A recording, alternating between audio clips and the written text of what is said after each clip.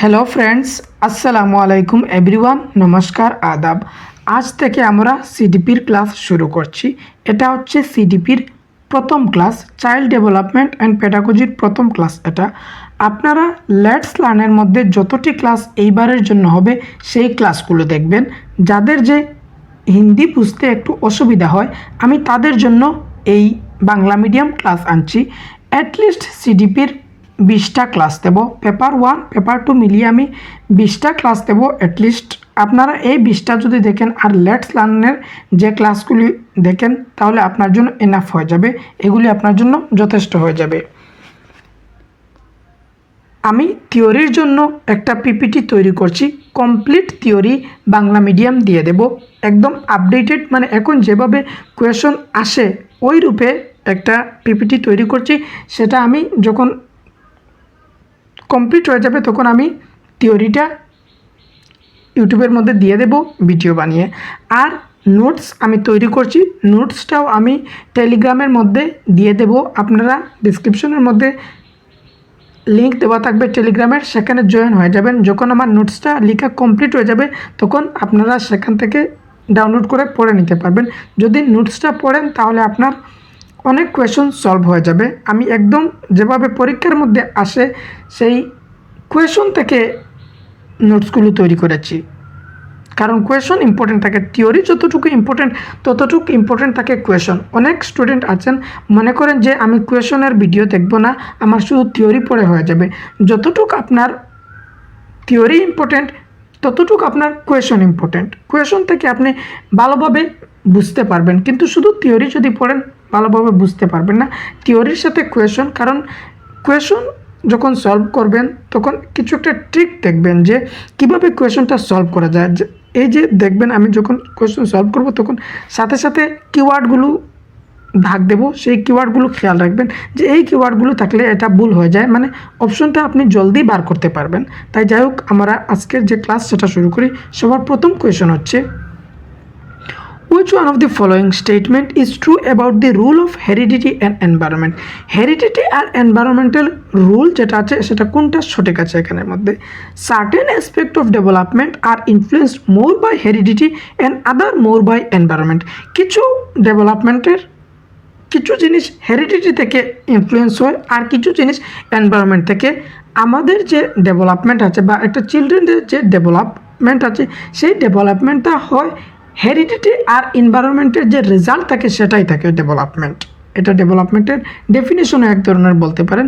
Heredity আর environmental যে result থাকে সেটা হচ্ছে ডেভেলপমেন্ট। এটার অপশন 1টা একদম ঠিকঠাক আছে। নেক্সটটা দেখে নেই। অপশন 2 হচ্ছে, a child's ability to learn and perform is completely decided by genes. জিন্সটা একদম কমপ্লিটভাবে ডিসাইড করে নেবে। এই যে কমপ্লিটলি ওয়ার্ড যেটা আছে এটা নেগেটিভ, মানে কোনো জিনিস আপনি অতিরিক্তর দিকে যেতে পারবেন না, এটা অপশন হবে না, এটা এলিমিনেট হলো। Good care and nutrition diet can fight of any disorder a child is born with. যেমন একটা বাচ্চা জন্ম হলো তার একটা পা আপাইচ হিসাবে, তখন যদি আপনি প্রপার নিউট্রিশন দিয়ে দেন তখন তার পা কি ঠিক হয়ে যাবে? হবে না। যদি একটা বাচ্চা আপাইচ পয়দা হয় তাহলে হবে না, মানে এটা অপশন হলো না। এভাবে আপনারা অপশন এলিমিনেট করে আনসার বার করবেন। যদি আপনার আনসার জানাও না থাকে তাহলেও আপনি অপশন পরে এলিমিনেট করে আনসারটা বার করতে পারবেন। Environment plays a significant role only in the child's language development. এনভায়রনমেন্টটা শুধু ল্যাঙ্গুয়েজ ডেভেলপমেন্টের মধ্যে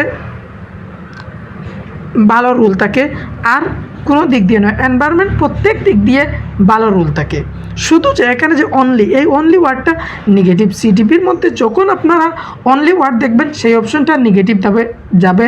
যদি কোয়েশনের মধ্যে থাকে যে নেগেটিভ আপনার আনসার লাগবে তাহলে অনলিটা আপনার জন্য সঠিক হবে, আর বাকি কোয়েশনের মধ্যে অনলি ওয়ার্ডটা নেগেটিভ হবে। এটাও এলিমিনেট হয়ে যাচ্ছে। আমাদের এলিমিনেট করে আনসারটা বের হলো, অপশন 1টা হচ্ছে সঠিক। Next question, question number 2, which one of the following statement cannot be attributed to Piaget's theory? এখানে পিয়াজের যে থিওরি আছে সেখানের সাথে কোনটি হচ্ছে না বা মিল খাচ্ছে না? সেটা হবে, development occurs in qualitative stage. Obviously ডেভেলপমেন্টটা কোয়ালিটেটিভ থাকে। আর ডেভেলপমেন্ট মাল্টি ডাইরেকশনাল থাকে। আরেকটা জিনিস জানা রাখেন, পেঁয়াজের মতে ডেভেলপমেন্টটা হচ্ছে ডিসকন্টিনিউয়াস। এমনি সাধারণ নর্মালি আপনি ভাববেন যে ডেভেলপমেন্ট কন্টিনিউয়াস থাকবে, কিন্তু যদি এক্সেপশন আছে, যদি পেঁয়াজে লেখা থাকে তাহলে ডেভেলপমেন্টটা ডিসকন্টিনিউয়াস হবে। আর কোয়ালিটেটিভ স্টেজের মধ্যে যেমন ইনফেন্সি, চাইল্ডহুড, আর্লি চাইল্ডহুড, এইভাবে সেটা qualitative stage. Children construct and use knowledge about their world. পেঁয়াজে বলেছেন যদি চিলড্রেন অ্যাক্টিভভাবে নলেজটা কনস্ট্রাক্ট করতে পারবে, যদি তাদের অ্যাক্টিভিটি মিলে, তারা নিজে নিজে তড় ফড় করে তারা তাদের নলেজটা কনস্ট্রাক্ট করতে পারবে, নিজে নির্মাণ করতে পারবে, যদি তাদেরকে সেইভাবে মেটেরিয়ালগুলো থাকে বা দুনিয়ার সাথে তারা ইন্টারাক্ট করে কি করবে, নলেজটা কনস্ট্রাক্ট বা নির্মাণ করতে পারবে। এটা পেঁয়াজের মতে সঠিক। Learning place through constant practice, মানে কনস্ট্যান্ট প্র্যাকটিস, যেমন একটা নামতা আছে, যেমন 2 একে 2, 2 দুগুণে 4, এগুলো তারা রেপিটেটিভভাবে করবে, তখন তারা শিখতে পারবে, তারা লার্নিং এটা হবে। এটা কখনো বলবেন না।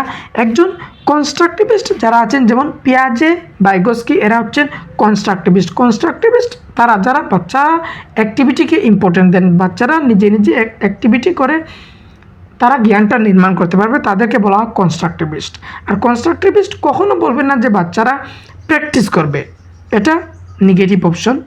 চিলড্রেন অ্যাক্ট অন দেয়ার এনভায়রনমেন্টের প্রতি অ্যাক্ট করবে, এটা সঠিক। কিন্তু অপশন 3 যেটা, সেটা সঠিক নয়। ক্যান নট মানে আমাদের অসত্যটা বার করতে হবে, অপশন 3 হচ্ছে সঠিক। Next question number 3, which one of the following is not a limitation of pre-operational thought? Pre-operational thought বা পেঁয়াজের যে প্রি-অপারেশনাল যে স্টেজ আছে, সেই স্টেজের কোনটা লিমিটেশন নয়, মানে এখানে কোনো ধরনের বাধা হবে না এটা দিয়ে। টেন্ডেন্সি টু কনসেন্ট্রেট বলতে যে প্রি-অপারেশনাল স্টেজের মধ্যে একটা আছে সেন্ট্রেশন আর ডিসেন্ট্রেশন। সেন্ট্রেশন হচ্ছে বাচ্চা একটা জিনিসের শুধু একটা দিক খেয়াল করছে, আরেকটা দিক খেয়াল করছে না। যেমন ধরে নেন একটা মোবাইল দিয়ে শুধু ফোন করা যায়, এটাই আপনি বুঝেন। মোবাইল দিয়ে আর কোনো কিছু করা যায় না, শুধু কল করা যায়, এটা হচ্ছে সেন্ট্রেশন। আর ডিসেন্ট্রেশন আবার লিমিটেশন নয়, কিন্তু কনসেন্ট্রেট এটা লিমিটেশন হয়ে যাবে। ডিসেন্ট্রেশন সেটা যেমন একটা মোবাইল দিয়ে কল করা যায়, সাথে ইন্টারনেট করা যায়, ফেসবুক করা যায়, হোয়াটসঅ্যাপ করা যায়, ইউটিউব দেখা যায়, মানে বিভিন্ন দিক করা যায়, সেটা হচ্ছে ডিসেন্ট্রেশন। এটা অনেক কোয়েশন, অনেকের মধ্যে কনফিউশন থাকে যে সেন্ট্রেশন ডিসেন্ট্রেশন এইগুলি নিয়ে। এগুলি আমি যখন থিওরির যে ম্যারাথন ক্লাস দেব কমপ্লিট পিপিটি তৈরি হওয়ার পর, তখন সেখানে আমি অনেক ভালোভাবে ডিসকাস করে নেব বাংলার মাধ্যমে। কনসেন্ট্রেট মানে সেন্ট্রেশন, মানে একটা বাচ্চা যেমন বাচ্চাটা মনে করবে যে মোবাইল দিয়ে শুধু কল করা যাবে, আর কিছু করা যাবে না, সেটা হচ্ছে কনসেন্ট্রেট বা সেন্ট্রেশন।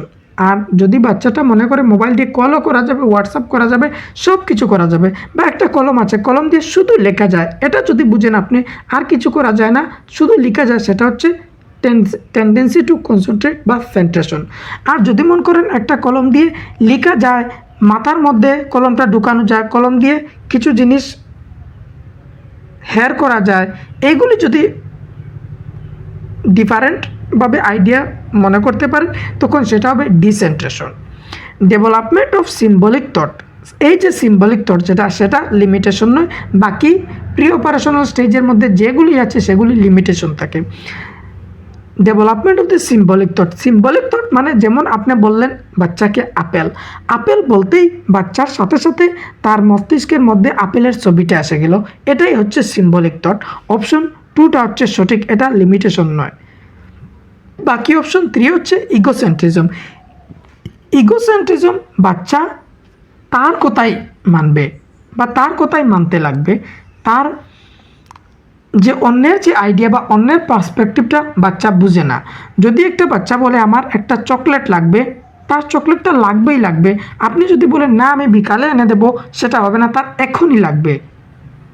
বা যদি মনে করেন একটা বাচ্চাকে বলে যে আমি ডোরেমনটা অনেক পছন্দ করি, আপনি যদি বলেন আপনি পছন্দ করেন না, তখন সে আপনার সাথে কিছু কি না করবে, সেও বলবে যে আপনারও বলতে লাগবে, যে ডোরেমনটা আপনারও পছন্দনীয়, মানে সে যেটা ভালো বলছে আপনিও সেটা ভালো বলবেন, সেটা হচ্ছে ইগোসেন্ট্রিজম। তারপরে হচ্ছে ইররিভার্সিবিলিটি। ইররিভার্সিবিলিটি মানে একটা বাচ্চা যে বরফটা পানি আর পানিটা বরফ সেটা বুঝতে পারে না, সে রিভার্সভাবে সোচতে পারে না, সেটা হচ্ছে প্রিয় পার্সোনাল স্টেজের মধ্যে। ইররিভার্সিবিলিটি মানে বরফ পানি আর পানি বরফ এটা বুঝতে পারে না,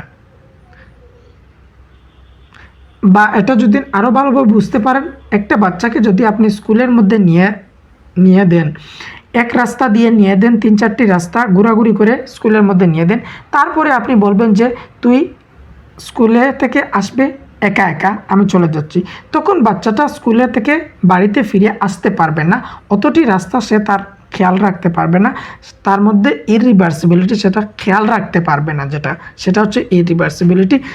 সো এখানে আমাদের যে প্রিয় পার্সোনাল স্টেজ যেটা আছে সেটা আই থিঙ্ক ক্লিয়ার হয়ে যাবে। এই যে বাকি যেগুলি থাকলো, এই যে 4টি অপশন আছে, 4টি অপশন প্রিয় পার্সোনাল স্টেজের মধ্যেই। আর লিমিটেশন নয় কোনটি, সিম্বলিক থট, সেটা লিমিটেশন নয়। Next question, play has a significant role in the development of young children for the following reason accept. মানে অ্যাকসেপ্ট বলতে এটা ছাড়া, এখানে মানে 3টা শুদ্ধ থাকবে আর একটা অশুদ্ধ থাকবে, যেটা অশুদ্ধ থাকবে সেটা আমরা বলতে হবে। প্লেটা অনেক ভালো রোল করে, কোনটা ছাড়া, দে গেইন মাস্টারি ওভার দেয়ার বডি।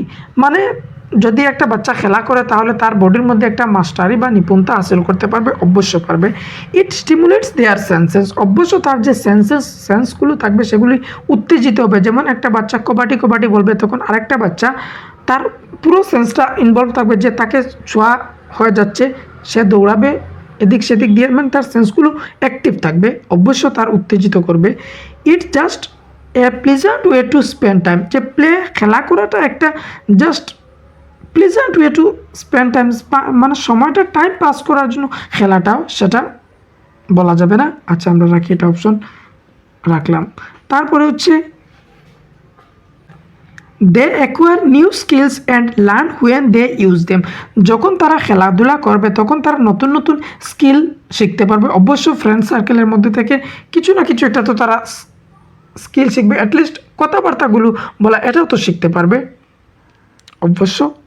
এখানে অপশন 3 যেটা সেটা ছাড়া বাকি সবটা প্লেয়ার জন্য ভালো।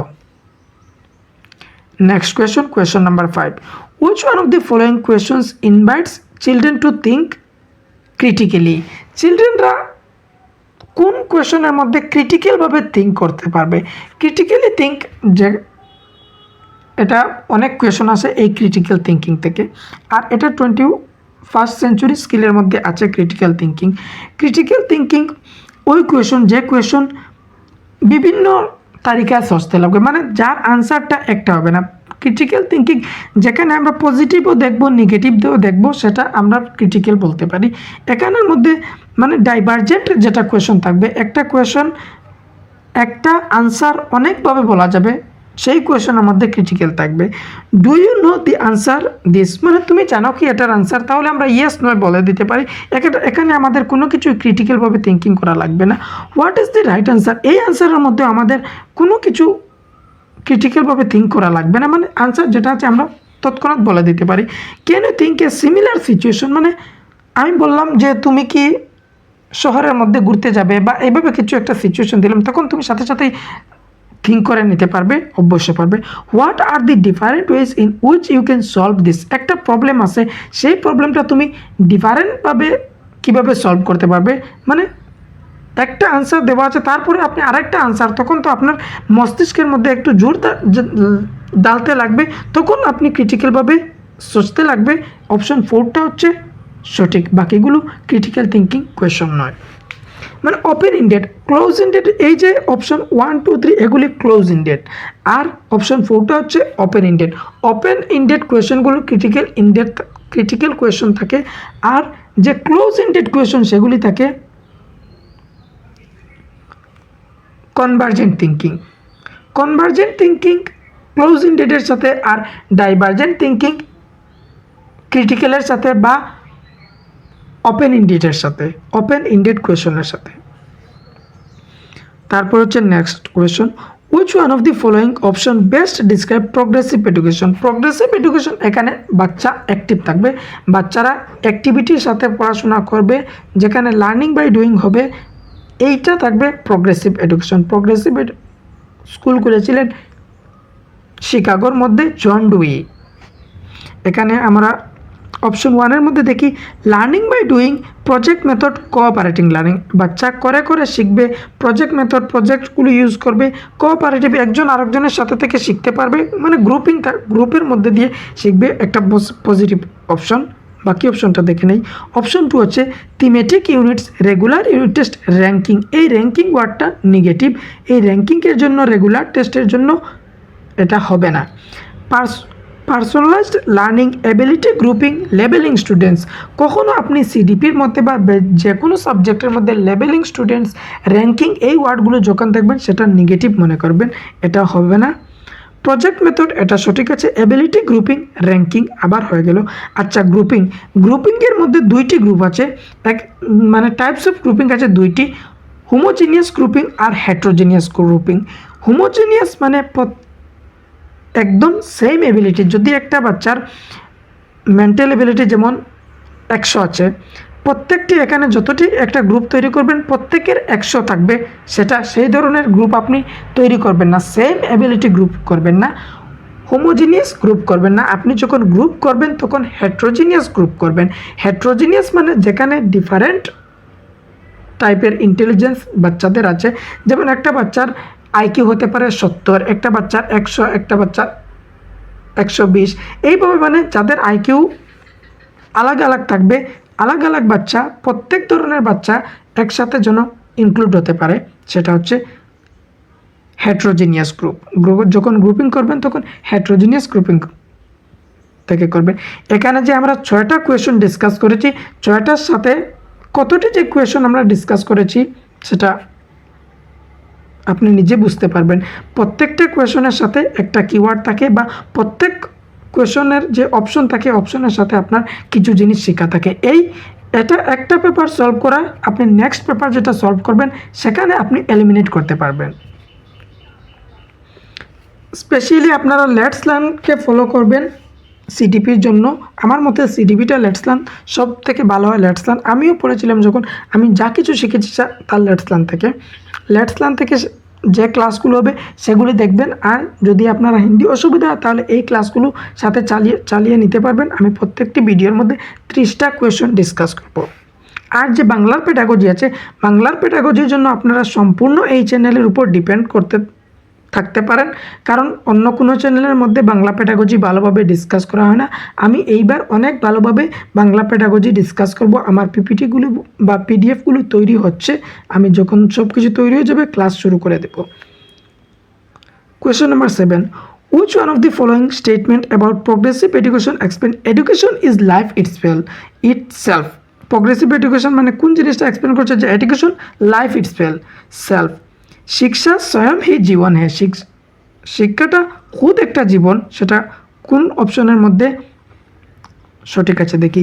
School education should continue as long as possible. School are not required, school কেন রিকোয়ার্ড থাকবে না, সেটা হবে না।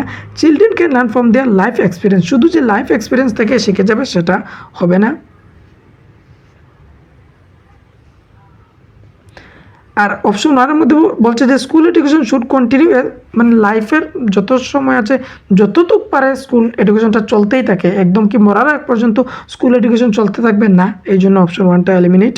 অপশন 2 এলিমিনেট হচ্ছে। অপশন 3 হচ্ছে education in school should reflect the social and natural world, life is true educated, এটা হবে না।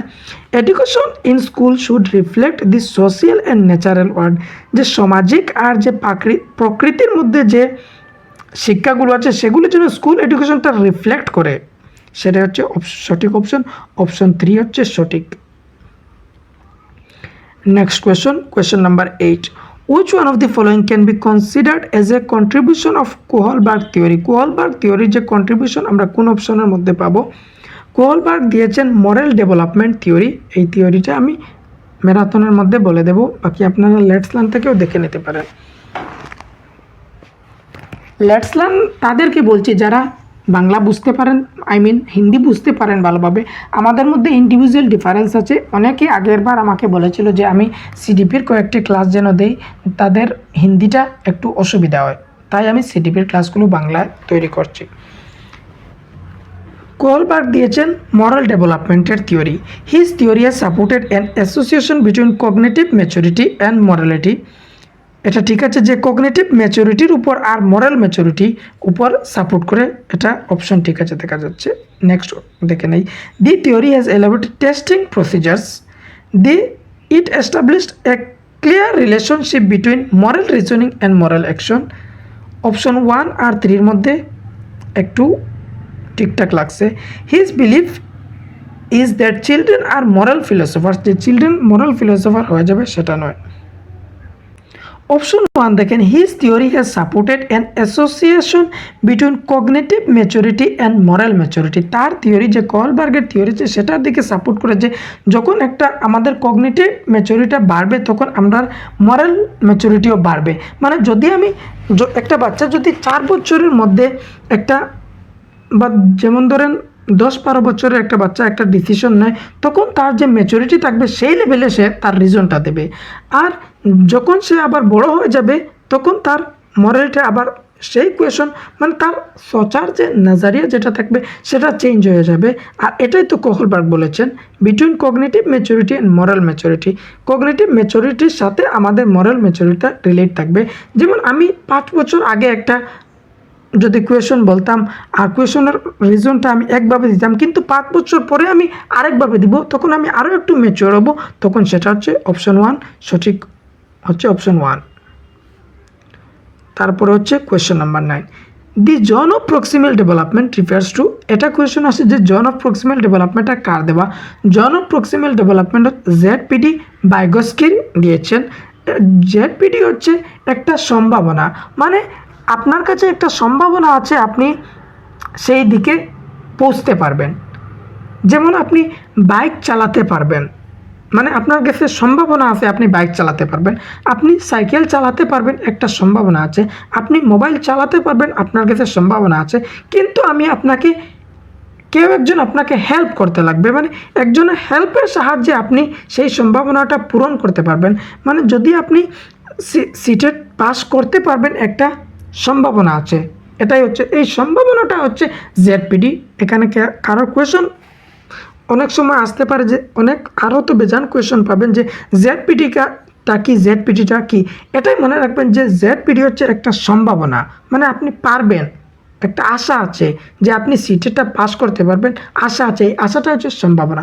কিন্তু এই সিটেট পাস করতে হলে আপনার কিছু গাইডেন্স লাগবে। এই গাইডেন্সটা হচ্ছে স্ক্যাপফোল্ডিং। ভাইগস্কির ইম্পর্টেন্ট টার্ম হচ্ছে জেডপিডি, স্ক্যাপফোল্ডিং, এগুলি অনেক ইম্পর্টেন্ট।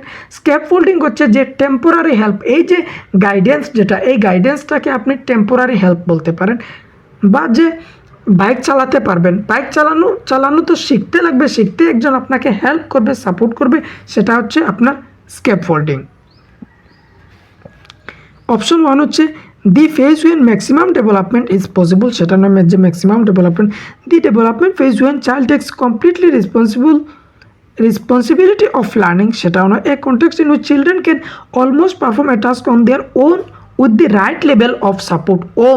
নিজের করতে পারবে যদি রাইট লেভেল অফ সাপোর্টটা মিলে যায়। যদি আপনি হিন্দি দিয়ে ভালোভাবে সিডিপিটা বুঝতে পারছেন না, কিন্তু আপনার বোঝার ক্ষমতাটা আছে, আর আমি কি করছি বাংলা দিয়ে আপনাদেরকে সাপোর্ট করে দিচ্ছি, তখন আপনি লেটস্থান থেকে যখন ক্লাসটা দেখবেন তখন আরও ভালোভাবে বুঝতে পারবেন। সেটাই হচ্ছে zone of proximal development. Option 3টা best. The point in the learning when support can be withdrawn, এটা নয়। তারপর হচ্ছে question number 10, an androgynous personality. Androgynous পার্সোনালিটিটা কি? Refers to man with feminine traits, সেটা নয়। Has a balance of what are generally considered masculine and feminine traits. Androgynous personality সেটা হচ্ছে যে ম্যাসকুলাইন আর ফেমিনাইন পার্সোনালিটির মধ্যে যে একটা ব্যালেন্স আছে, সেই ব্যালেন্সটা, সেটা হচ্ছে অ্যান্ড্রোগাইনাস পার্সোনালিটি। অপশন 2 হচ্ছে সঠিক। ম্যাসকুলাইন বলতে যেমন বলতে পারেন আপনার যে কারেজ, কারেজ মানে হচ্ছে সাহস, সাহস আর ফেমিনাইন পার্সপেক্টিভ বলতে কেয়ার।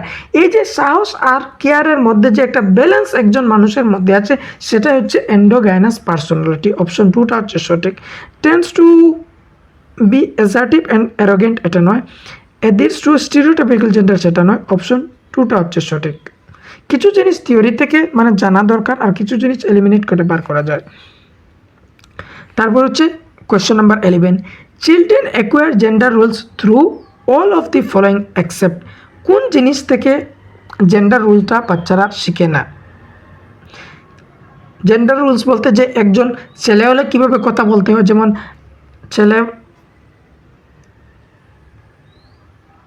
একটা ছেলে কীভাবে কাপড় চোপড় পরে, এই ধরনের যে জেন্ডার রুলস আছে, যেমন ছেলে কীভাবে রুল করে বা মেয়ে কীভাবে চুড়িদার পরে, একটা ছেলে কীভাবে শার্ট পরে, এটা কোথা থেকে আমরা শিখতে পারবো?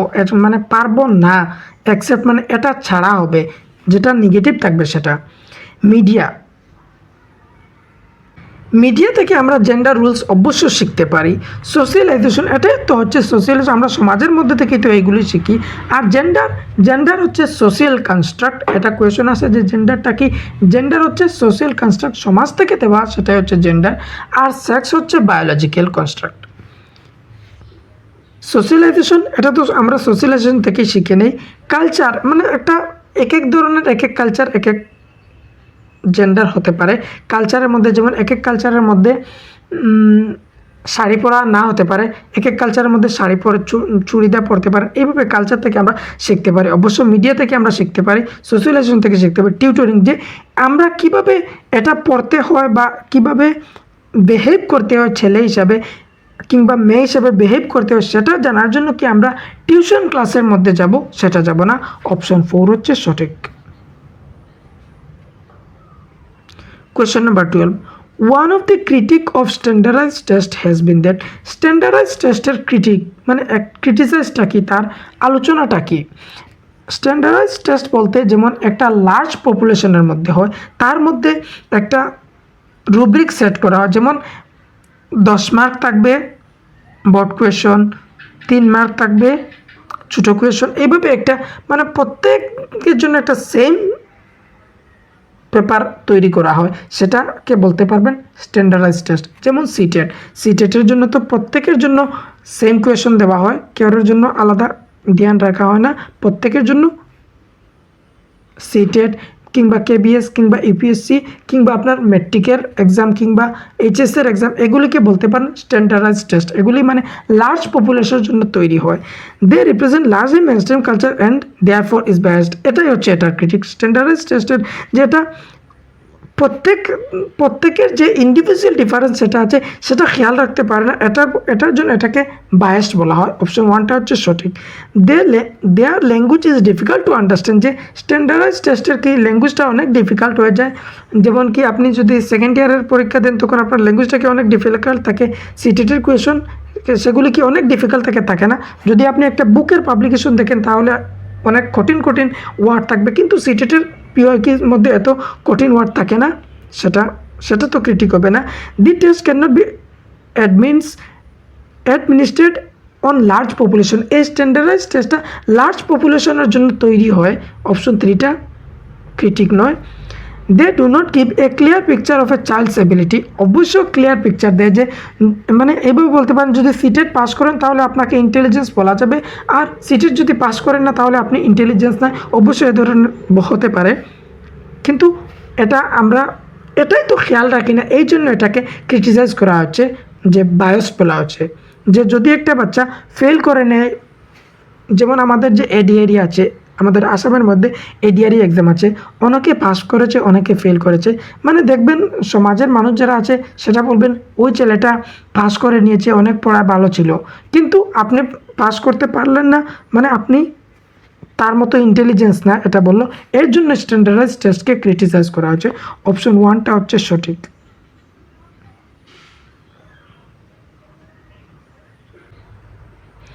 এটা বলবেন না যে অনেক সময় লাগছে একটা কোয়েশন ডিসকাস করতে। একটা কোয়েশন ডিসকাস করতে আপনার 5টা কোয়েশন অ্যাটলিস্ট কভার হচ্ছে। সিটেটের মধ্যে আপনার কোয়েশন ইম্পর্টেন্ট থাকে না, আপনার বোঝাটা ইম্পর্টেন্ট থাকে। একটা কোয়েশনকে আপনি কতটুকু বুঝতে পারছেন সেটা ইম্পর্টেন্ট থাকে। অন্যান্য এক্সামের মধ্যে বলতে পারেন যে কোয়েশনগুলি ইম্পর্টেন্ট থাকে, কিন্তু সিটেটের মধ্যে কোয়েশনটা ইম্পর্টেন্ট থাকে বা বোঝা, যে আপনি কতটুকু বুঝছেন। একটা কোয়েশন যদি দেখেন তাহলে সেটা বুঝতে পারছেন কি সেটা ইম্পর্টেন্ট থাকে, কারণ এই কোয়েশনটাই ঘুমিয়ে ফিরিয়ে আপনার এক্সামের মধ্যে দেওয়া হবে। কোয়েশন নাম্বার 13 হচ্ছে দি theory of multiple intelligence says that. Multiple intelligence কি বলে? এই যে মাল্টিপল ইন্টেলিজেন্স এটা দিয়েছেন Howard gardener frames of mind বুকের মধ্যে এই কথাগুলো বলেছেন। মাল্টিপল ইন্টেলিজেন্স মানে একটা মানুষের অনেক ধরনের ইন্টেলিজেন্স থাকবে। কারোর লিঙ্গুইস্টিক ইন্টেলিজেন্স থাকতে পারে, কারোর মিউজিক্যাল ইন্টেলিজেন্স থাকতে পারে, কারোর ইন্টারপার্সোনাল ইন্টেলিজেন্স থাকতে পারে। এই ধরনের মানে এক একজন মানুষের অনেক ডিফারেন্ট ভ্যারাইটিস ইন্টেলিজেন্স থাকতে পারে। থিওরি অফ মাল্টিপল ইন্টেলিজেন্সের পিপিটি আমার তৈরি হয়ে গিয়েছে। যখন আমার পিপিটিটা মানে আমি এটা চেষ্টা করছি যে কমপ্লিট থিওরির এক ভিডিওর মধ্যে সবটা ভিডিওটা তৈরি করব। Intelligence can B rapidly অ্যাক্সিলেটেড। একটা মেডিসিন যদি একটা বাচ্চাকে একটা ওষুধ খাওয়াবেন তাহলে অনেক জলদি তার ইন্টেলিজেন্সটা বেড়ে যাবে, এটা কি সঠিক? এটা নয়। Intelligence can be of several kinds, মানে ইন্টেলিজেন্স অনেক ধরনের হতে পারে, অবশ্যই এটা সঠিক। Paper pencil test are not helpful, এটা এখানে কোনো কিছু ফিট খাচ্ছে না এটার সাথে। Intelligence can be multiple effective pedagogy, মানে ইফেক্টিভ পেডাগজির তুই আপনি ইন্টেলিজেন্সটা বাড়াতে পারবেন, সেটাও নয়। Intelligence can be of several kinds, অনেক ধরনের ইন্টেলিজেন্স থাকতে পারবে। অপশন 2টা হচ্ছে সঠিক। Next question, teacher can utilise both assessment for learning and assessment of learning. Assessment for learning সেটা ডিউরিং টিচিং থাকবে, মানে পড়া চলাকালীন যেটা থাকবে সেটা থাকবে অ্যাসেসমেন্ট ফর। আর অ্যাসেসমেন্ট অফ যখন পড়া শেষ হয়ে যাবে, একদম শেষে, মানে আপনি এখন সিটেটের পরীক্ষা দিতে যাচ্ছেন, সিটেটের যে যতটুকু আপনি পড়ছেন এখন পড়ার সময় আপনার, এই পড়ার সময় যদি আপনি কিছু মিস্টেক করে যান তাহলে আপনি শিখতে পারবেন। এই শিখতে পারবেন, জানার জন্য সেটা হচ্ছে অ্যাসেসমেন্ট ফর। আর যখন আপনি সিটেটের পরীক্ষাটা দিয়ে দেবেন তখন সেটা হয়ে যাবে আপনার অ্যাসেসমেন্ট অফ। এই অ্যাসেসমেন্টের টপিকটাও আমি পিডিএফের মধ্যে পিপিটির মধ্যে অ্যাড করছি, ম্যারাথনের মধ্যে কমপ্লিট করে দেব। Children progress and achievement level, option 1-এর মধ্যে পেয়ে গেছি। চিলড্রেন প্রোগ্রেস মানে চিলড্রেন কতটুকু শিখছে ডিউরিং টিচিং, প্রোগ্রেসটা জানছি, ঘাটতি আছে কি না নাই সেটা জানছি প্রোগ্রেসের মধ্যে, মানে জানার জন্য যেটা। আর অ্যাচিভমেন্ট লেভেল অ্যাসেসমেন্ট অফের মধ্যে আমরা জানে যাব যে কতটুকু তারা অ্যাচিভ করতে পারলো, মানে সিটেটের পরীক্ষাটা দিয়ে দিলেন, দেওয়ার পর আপনার রেজাল্টটা হলো আপনি কতটুকু অ্যাচিভ করলেন সেটা জানতে পারলেন। আর এখন যেগুলো আপনি যদি একটা কোয়েশনের মধ্যে ভুল করেন তাহলে আপনি শিখতে পারবেন, সেটা ফর। আর যখন এক্সামটা হয়ে যাবে তখন সেটা অফ। অপশন 1টা সঠিক। আমরা এই যে পেডাগজির মধ্যে কোনো অপশন, যে একটা অপশন পড়ে আপনি আনসারটা কখনো ঠিক করে যাবেন না, কারণ একটার থেকে আরও বেস্ট অপশন থাকতে পারে। Know learning needs of children and select teaching strategy accordingly, এটা শুধু আবার অ্যাসেসমেন্ট ফরের কথা হয়ে যাবে। এখানে তো ফরের কথাও বলছি আর অফের কথা, মানে দুটোটার কথা আমাদের বলতে লাগবে। এখানে শুধু ফরের কথা হয়ে যাচ্ছে, অ্যাসেসমেন্ট ফর যেটা সেটা। Assess child's performance and periodic intervals and clarify his her performance, এটাও অ্যাসেসমেন্ট ফরের দিকে চলে যাচ্ছে।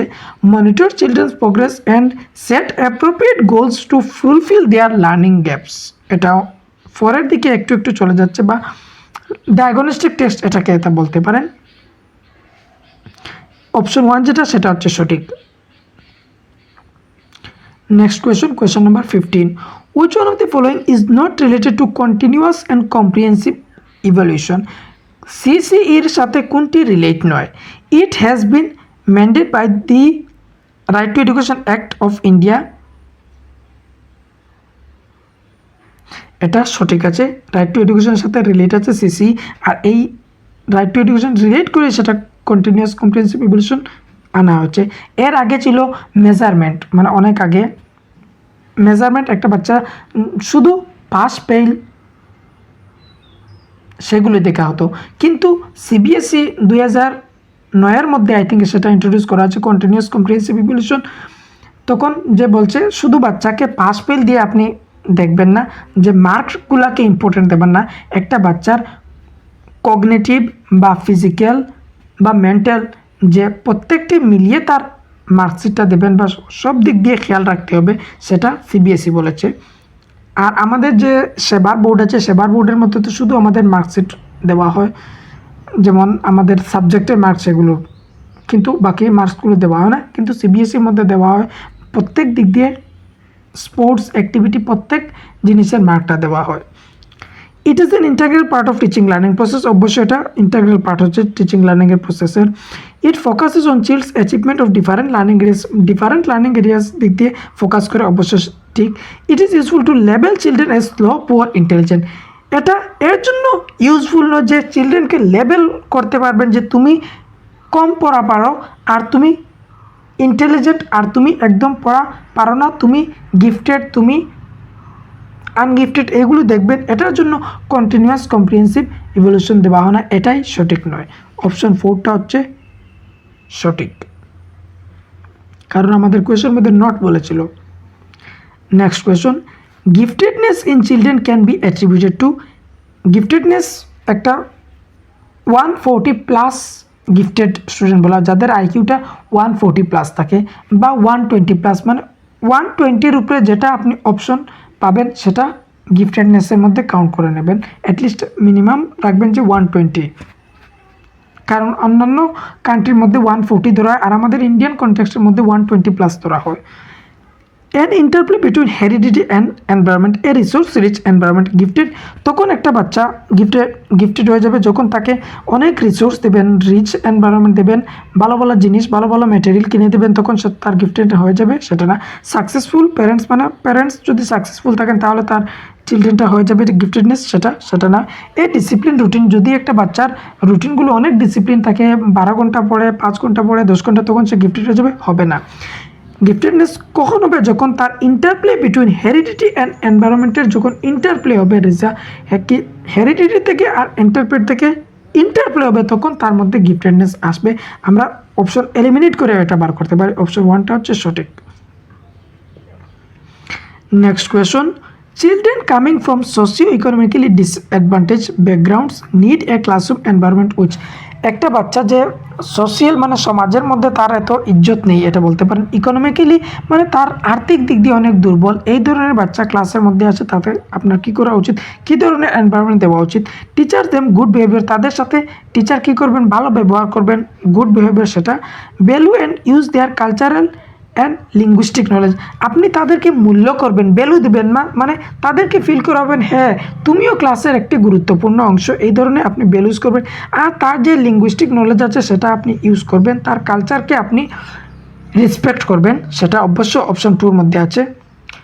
Option 3, discourage the use of their language, আপনি তার যে ল্যাঙ্গুয়েজ সেটাকে আপনি ডিসকারেজ করে দেবেন, মানে তোমার ল্যাঙ্গুয়েজটা তুমি বলতে পারবে না, এই ধরনের কথা বলে দেবেন, সেটা কখনো হবে না। Categorise children based on their abilities, যদি একটা বাচ্চার তার অ্যাবিলিটিস, তার যোগ্যতা দিয়ে আপনি তাকে ক্যাটাগরাইজ করে দিবেন, মানে বর্গীকরণ করবেন, লেবেল করে দিবেন, সেটা কখনো করবেন না। এই ক্যাটাগরাইজ ওয়ার্ডটা নেগেটিভ, এটা কখনো হবে না। ডিসকারেজও কখনো করবেন না। আর ভ্যালু, তাদেরকে রেসপেক্ট জানাবেন, অপশন 2টা হচ্ছে সঠিক। নেক্সট কোয়েশন হচ্ছে question number 18, the intervention needed for creative and talented children in the classroom rest on use customise and stimulating instructional method by the teacher, giving extra time. যে creative থাকবে, যারা talented children থাকবে, তাদেরকে আপনি কী করবেন, extra time পাবেন, সেটা না। বিং অ্যাফেকশন টুয়ার্ডস দেম, যে তাদের প্রতি আপনি স্নেহ দেখাবেন, তুমি অনেক ভালো, এইভাবে। কারণ যদি তাদের প্রতি অনেক স্নেহ দেখাতে থাকেন, অন্য বাচ্চা তার গিলটি ফিল হবে, এটা করবেন না। Giving them the responsibility of teaching other children, তাদেরকে রেসপন্সিবিলিটি দিয়ে দেবেন যে অন্য চিলড্রেনদেরকে তুমি পড়াও, তাদের রেসপন্সিবিলিটি দিয়ে দেবে, কখনো না। অপশন 2, 3, 4 এলিমিনেট হয়ে যাচ্ছে, আর যদি 2, 3, 4 হয় না তাহলে বাঁচতে কি অপশন 1 হচ্ছে সঠিক। Use of customised and stimulating instructional method by the teacher, এমনভাবে আপনি ইনস্ট্রাকশন দেবেন যাতে তারা আরও উত্তেজিত হয়, আরও শেখার জন্য ইচ্ছুক হয়। Question number 19, Which one of the following ways is not a suitable way to help hyperactive children learn? Hyper children বলতে যে স্টুডেন্টের এডিএইচডি আছে, এডিএইচডি মানে অ্যাটেনশন ডেফিসিট হাইপার অর্ডার, একটা লার্নিং ডিসেবিলিটি বা একটা বাচ্চা জাস্ট আমি সেটা বললাম একটা বাচ্চা হাইপার অ্যাক্টিভ মানে একটা জায়গার মধ্যে সে টিকে থাকতে পারে না, একটা যদি আপনি ইনস্ট্রাকশনগুলো দেন তাহলে সে শুনতে পারে না, ঠিক মনোযোগটা দিতে পারে না, এই ধরনের একটা বাচ্চার জন্য কোনটি সঠিক হবে না?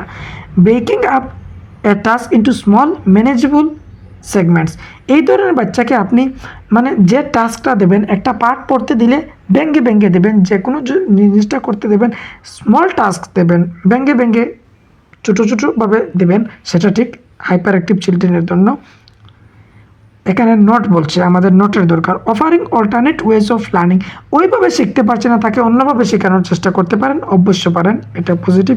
Including physical activity in their daily schedule, তাদের যে শিডিউল থাকবে সেই যেমন ক্লাসরুমের শিডিউল থাকতে পারে, তখন আপনি কিছু ফিজিক্যাল অ্যাক্টিভিটি মানে শারীরিকভাবে কিছু অ্যাক্টিভিটি তৈরি করতে পারেন, অবশ্য পারেন। Reprimanding them often for being restless, reprimanding মানে তাদেরকে আপনি কী করবেন, ফাটকার লাগাবেন, ফাটকার লাগানো মানে তাদেরকে আপনি গালিগালাজ করবেন, তাদেরকে আপনি ডাঁটবেন যে তুই কেন এভাবে হাইপার অ্যাক্টিভ, কেন তুই এক জায়গার মধ্যে টিকে থাকতে পারছস না, এইভাবে কি আপনি করবেন? এইভাবে কখনো করবেন না। অপশন 4টা হচ্ছে নেগেটিভ, অপশন 4 নেগেটিভের সাথে নেগেটিভটা হচ্ছে সঠিক। Question number 20. Patterns of divergent thinking identify children who are divergent thinking মানে একটা বাচ্চা বিভিন্ন দিশায় সোচতে পারে, একটা দিশায় নয়, একটা কোয়েশনের মাল্টিপল আনসার দিতে পারে, সেটা হচ্ছে ডাইভারজেন্ট। ডিসেবলড, ডিসলেক্সিক, ক্রিয়েটিভ, রিসাইলেন্ট এগুলো নয়। ডাইভারজেন্ট সবসময় ক্রিয়েটিভিটির সাথে জড়িত থাকবে, আর কনভার্জেন্ট সবসময় ইন্টেলিজেন্সের সাথে জড়িত থাকবে। এটা কোয়েশন আসে, আমি এমনিতে কিছু বলছি না, যা কিছু ডিসকাস করছি প্রত্যেকটি এক একটি আপনি কোয়েশন পাবেন নেক্সটের মধ্যে দেখবেন। অপশন 3টা হচ্ছে সঠিক। Question number 21. Which one of the following does not describe the ways in which teacher can model problem solving for children in the classroom? Problem সলভিংয়ের জন্য কোনটি সঠিক হবে না? Discuss your thought process about solving particular problems. আচ্ছা, স্টুডেন্টরা discuss করতে পারবে একটা প্রবলেমের বিষয়ে, কি তাদের মনের মধ্যে আছে সেটা অবশ্য বলতে পারে। Be honest about making mistake while solving something, এটাও হতে পারে। তুমি যখন একটা অনেস্ট থাকবে, যখন একটা প্রবলেম কিছু পারছো না তখন অনেস্ট থাকতে পারে, অবশ্য। Use vocabulary like think, ideas, trial and different answers, অবশ্য তুমি ইউজ আইডিয়াস বা থিঙ্ক সেগুলি ইউজ করতে পারবে, ডিফারেন্ট আনসার জন্য পারবে। Ask question with convergent answer, যদি কনভার্জেন্ট আনসার মানে একটাই আনসার থাকবে তখন তো আপনি আর প্রবলেমটা সলভ করতে পারবেন না, মানে একটি জায়গায় আপনি আটকে পড়ে যাবেন।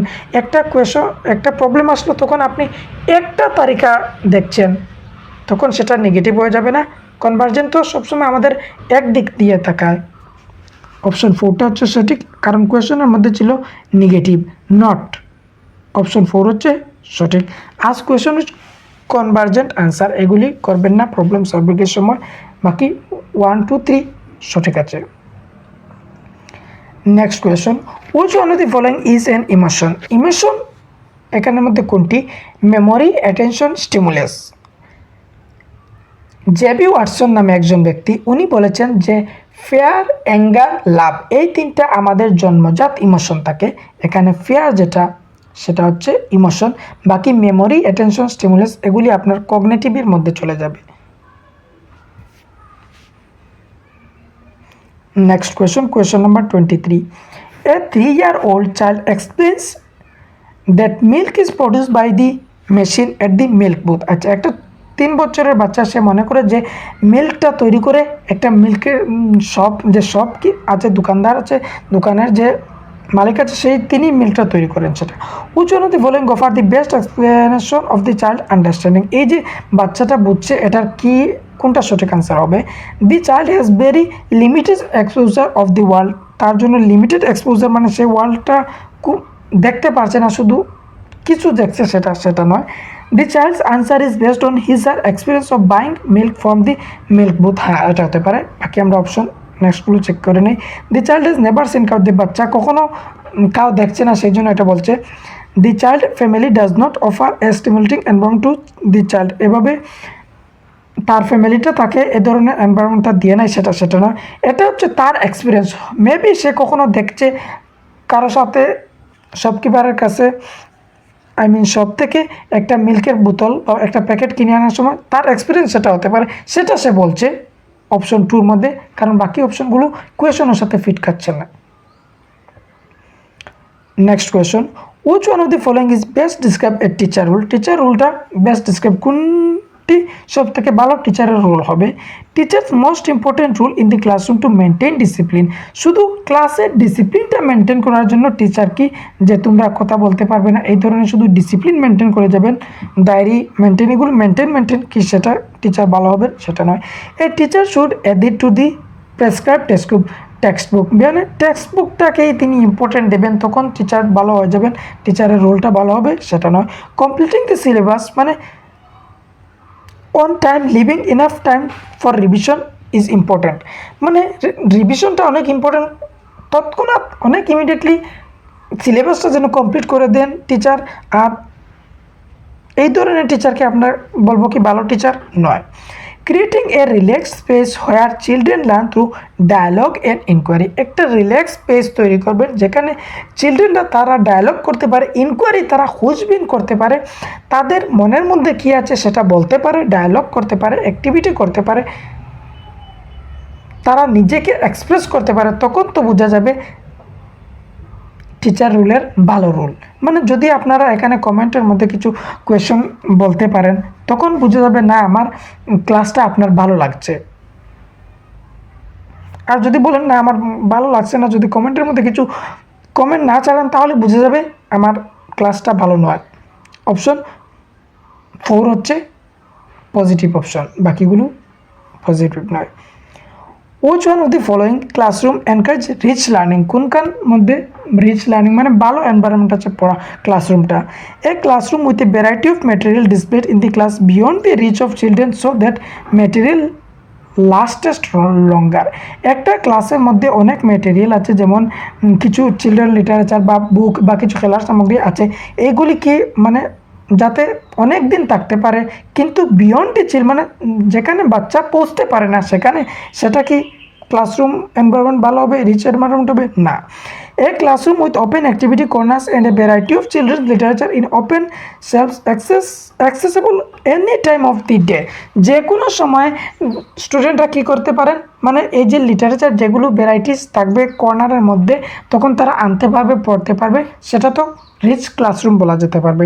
যদি জিনিসগুলো থাকে কিন্তু চিলড্রেনের পৌঁছে বাহার থাকে, তাহলে তো হবে না। এটা এলিমিনেট, অপশন 2টা রাখলাম। অপশন 3 দেখি, a classroom with neatly organized material in cupboards brought out once a week for free play, once এক সপ্তাহের মধ্যে একবার বার করেন, সেটাও নয়, অপশন ভুল। তারপরে a classroom with structure a planned learning driven by textbook current, টেক্সট বুকের সাথে মানে টেক্সট বুকটাকে ইম্পর্টেন্ট দেওয়া আছে, সেটা নয়। যেখানে ওপেন অ্যাক্টিভিটি থাকবে আর ভ্যারাইটিস থাকবে, যে সময় দরকার স্টুডেন্টদের যখন প্রয়োজন তখন তারা নিতে পারবে, পড়তে পারবে, খেলতে পারবে, তখন সেই জায়গাটাকে বলা হবে রিচ লার্নিং এনভায়রনমেন্ট। অপশন 2টা হচ্ছে সঠিক। Next question, which one of the following best describe the role of textbook in the classroom, টেক্সট বুকের রুল ক্লাসরুমের মধ্যে কি? There are one of the resources and reference materials available in the class, positive আছে, পরে আমি বলছি সেটা। They maintain homogeneity in the learning across state or the nation, মানে পুরো স্টেট পুরো নেশনের এক ধরনের টেক্সট বুক থাকবে, সেটা। They provide guidance to teachers and parents about the course of the study, টিচারকে আর প্যারেন্টসকে গাইডেন্স দেয় textbook. They form the most essential learning resources in the staff context, সেটা নয়। টেক্সট বুক হচ্ছে মানে অনেকটা রিসোর্স আছে ক্লাসের মধ্যে, টেক্সট বুক থাকতে পারে, মোবাইল থাকতে পারে, বোর্ড থাকতে পারে, অনেক ধরনের, মানে শুধু টেক্সট বুকের উপর ডিপেন্ড থাকবে না। NCF 2005 বলে যে বাচ্চাকে আউটসাইড দি স্কুলের সাথে রিলেট করে আপনি পড়ান, বাচ্চাকে রিয়েল লাইফের সাথে রিলেট করে পড়াবেন, নলেজটা আউটসাইডের সাথে রিলেট করবেন। আর টেক্সট বুকটা হচ্ছে ওয়ান অফ দি রিসোর্স, মানে অনেক ধরনের রিসোর্স আছে, অনেক ধরনের ম্যাটেরিয়াল আছে, সেই ম্যাটেরিয়াল থেকে একটা ম্যাটেরিয়াল কাউন্ট করা হচ্ছে টেক্সট বুককে। অপশন ওয়ানটা হচ্ছে অপশন ওয়ান হচ্ছে সঠিক অপশন।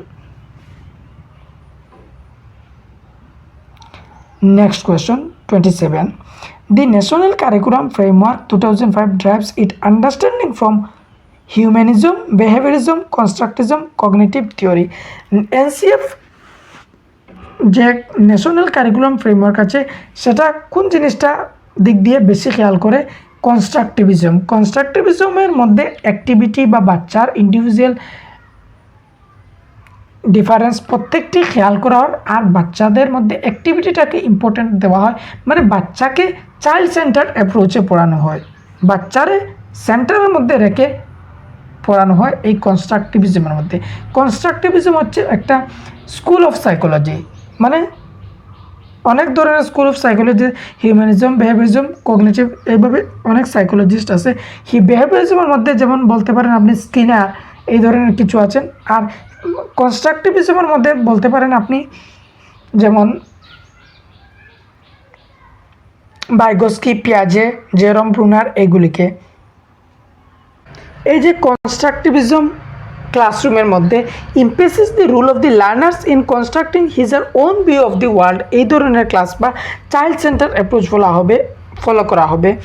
আর কনস্ট্রাকটিভিস্ট ক্লাসরুমের মধ্যে টিচারকে মোবাইল বলা হবে। মোবাইল মানে গতিশীল, মানে ডায়নামিক। টিচার প্রত্যেকটি স্টুডেন্টদের ইন্ডিভিজুয়াল নিডটা পূরণ করতে পারবেন। অপশন 3টা হচ্ছে সঠিক option. Next question number 28. The children in a class can be considered to be motivated if, কখন আমরা বুঝতে পারবো যে ক্লাসের মধ্যে যে চিলড্রেনগুলো আছে, বাচ্চাগুলো আছে, তারা মোটিভেটেড আছে? কখন আমরা বুঝতে পারবো? They come to school neatly dressed in uniform, যদি ইউনিফর্মটা পরে আসে রেগুলারভাবে, সেটা না, এটা হবে না। They maintain discipline in the class, ক্লাসের মধ্যে ডিসিপ্লিনটা মেনটেন করে থাকবে, সেটা না। এই যে ডিসিপ্লিন এটা নেগেটিভ ওয়ার্ড, জানা রাখবেন। All are regular in attendance, যদি ক্লাসের মধ্যে রেগুলার অ্যাটেন্ডেন্স থাকে তাহলে আমরা মোটিভেটেড মনে করবো না। They ask question seeking clarification from the teacher, যখন তারা কোয়েশ্চন জিজ্ঞাসা করবে তখন আমরা বুঝবো যে তারা অ্যাক্টিভ আছে, তারা মোটিভেটেড আছে, জানার কিউরিয়াস আছে। অপশন 4টা হচ্ছে সঠিক। Next question, which one of the following is the most suitable to improve children's learning? Regular assessment test should be conducted, যদি আপনি রেগুলার অ্যাসেসমেন্ট করান তাহলে চিলড্রেনদের লার্নিংয়ের জন্য ইমপ্রুভ হবে নয়। Teacher should explain the content using different example and illustration, একটা concept যখন বুঝাবেন তখন ডিফারেন্টভাবে এক্সাম্পল দিতে পারবেন, তারপর ইলাস্ট্রেশন মানে পিকচার ইউজ করতে পারবেন। অবশ্য অপশন 2 পজিটিভ আছে। অপশন 3 হচ্ছে all type of learning material should be there in the class, যদি সব ধরনের ক্লাসের মধ্যে ম্যাটেরিয়াল থাকে সেটা কিছু নয়, সেটা ছাড়েন। Teacher should facilitate children to interact with each other on the real life situation, option 4 হচ্ছে অপশন 2 থেকে আরও বেস্ট। যখন টিচার শুড ফ্যাসিলিটেট করবে চিলড্রেনকে, NCF 2005 বলে যে টিচার হচ্ছে একজন ফ্যাসিলিটেটর, একজন সুবিধাদাতা। Interact with each other, teacher কী করবেন? একজন আরেকজনের সাথে, প্রত্যেকটা স্টুডেন্টদের সাথে ইন্টারেক্ট করবেন, মানে মিলবেন, ইন্টারাকশনটা করবেন। আর রিয়েল লাইফ সিচুয়েশন দিয়ে যখন কোনো কিছু পড়াবেন তখন তো সব থেকে লার্নিংটা ইমপ্রুভ হবে। অপশন 4 সব থেকে বেস্ট অপশন। নেক্সট কোয়েশ্চন আর আমাদের লাস্ট কোয়েশ্চন এটা, the discipline which has a significant role in the learning environment is of the kind which helps children regulate and monitor their own learning, সব থেকে তো এটাই option 1ও positive লাগছে। To create silence, যদি silence থাকে তাহলে নয়। টিচার টু গিভ ইনস্ট্রাকশন দিলে তাও নয়। চিলড্রেন রুট মেমোরাইজেশন, যেটা লেসন আছে সেটা তারা মুখস্থ করে নেবে, সেটা নয়। রুট মেমোরাইজেশন হচ্ছে নেগেটিভ ওয়ার্ড।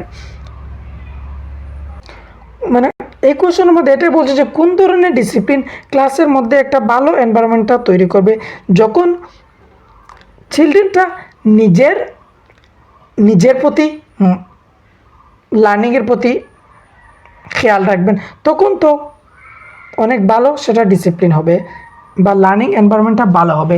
যদি আমি কোয়েশন ভুল করি তাহলে আমি খোঁজাখুঁজি করব যে কোথা থেকে আমি কোয়েশন আরও পড়তে পারবো। আমি যদি আমার নিজের মানে সেলফ রেগুলেট করি তখন আমার লার্নিংটা ভালো হবে। অপশন 1 সব থেকে বেস্ট, বাকিগুলো ভুল। সো এখানে আমাদের 30টি সেট কমপ্লিট হলো সিডিপির। আই হোপ আপনাদের ক্লাসটা ভালো লাগছে। যদি আপনারা বাংলায় কমপ্লিট থিওরির ম্যারাথন দেখতে চান তাহলে আপনারা এই চ্যানেলটাকে সাবস্ক্রাইব করতে পারেন। আর এই ক্লাসটা কিভাবে হয়েছে, এটা আমার হচ্ছে সিডিপির প্রথম ক্লাস, যে পরে আরও ক্লাস দেবো কি না দেবো না আমি মানে চিন্তা করছি। 20টা ক্লাস দেবো, মানে 20টা ক্লাস দেবো। 20টা ক্লাস দিলে অনেকটা কোয়েশন ডিসকাস করা হয়ে যাবে। আর থিওরির একটা ম্যারাথন দিয়ে দেবো। আপনারা আমাকে কমেন্টের মধ্যে মানে সিডিপির জন্য কিছু একটা আইডিয়া দেবেন। আর বাংলা পেডাগজি আমি সম্পূর্ণভাবে সিলেবাসটা কমপ্লিট করাবো। এই চ্যানেল থেকে আপনারা বাংলা কমপ্লিট করবেন। আর যদি আমার থেকে বাংলা কমপ্লিট করেন তাহলে অন্য কোনো দিক দিয়ে আপনারা যাবেন না, কারণ যাবেন না এই জন্য বলছি, মানে যদি আপনার প্রথমে কয়েকটি চ্যানেল দেখবেন, চ্যানেল দেখার পর যে কোনো সাবজেক্ট তৈরি করবেন, সবার প্রথমে একটা চ্যানেল দেখবেন। দেখার সাথে সাথে আপনি ওই টিচারটাকে মানে অবজার্ভ করবেন কীভাবে পড়াচ্ছেন তিনি।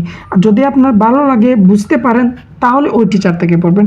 আমার একটা বাংলা পেডাগজির ক্লাস দেখবেন, দেখে যদি আপনার ভালো লাগে তাহলে শুধু আমার কাছ থেকে পড়তে পারেন, কারণ অনেকজনের কাছ থেকে একজনের কাছে পড়া ভালো।